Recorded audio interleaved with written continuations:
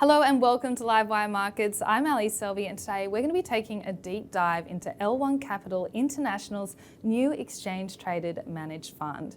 A few fun facts for you. The fund listed on the ASX on November 22nd and provides investors with exposure to a portfolio of 20 to 25 high conviction stock picks.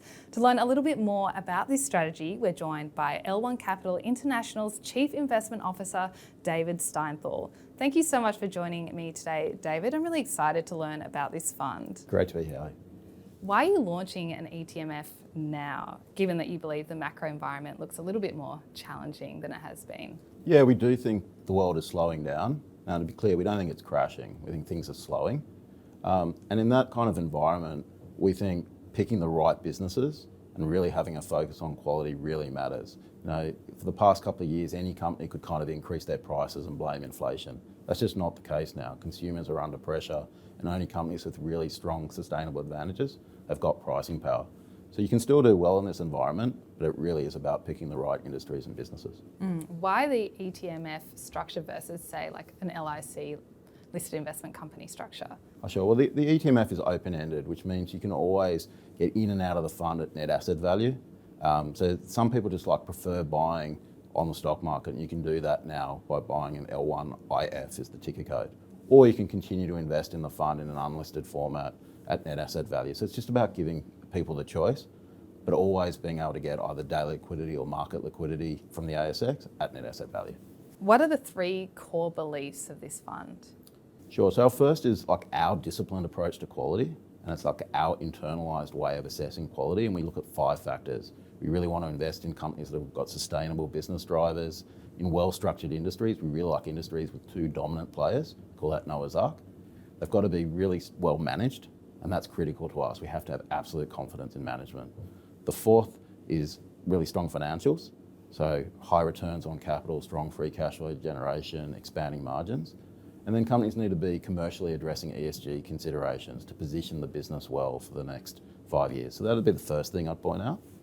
The second is we believe in quality and valuation, but it's not growth or value. You know, our whole industry has come up with those terms, and we don't think they're the right way to describe investing. First, a business, you can be a fast-growing business and not be high quality. You can be a slower growing business and still be a really high quality business. Just growth is one factor to consider in terms of quality and valuation. So for us, it needs to meet our definition of quality and then pass our tests around valuation. So quality and valuation, not growth or value. And the third is we really focus on downside protection. So we think about, the world's uncertain. We think about a range of scenarios, and we want to make money in good times and okay times, but we also think if the world's not so good, if things go wrong, how will this business be impacted? And we make sure that we're investing at a price where we think over our investment horizon, in a range of scenarios, this business will be worth more than what we pay. Across the firm, L1 are bottom-up investors. Where are you seeing the most opportunity today? And can you take us through a few examples? Yeah, sure. I mean, look, you've got to be selective. It is a more challenging macroeconomic environment. We're seeing opportunities in a range of different industries, like less macro-sensitive businesses, like healthcare. Healthcare is actually our largest sector exposure right now.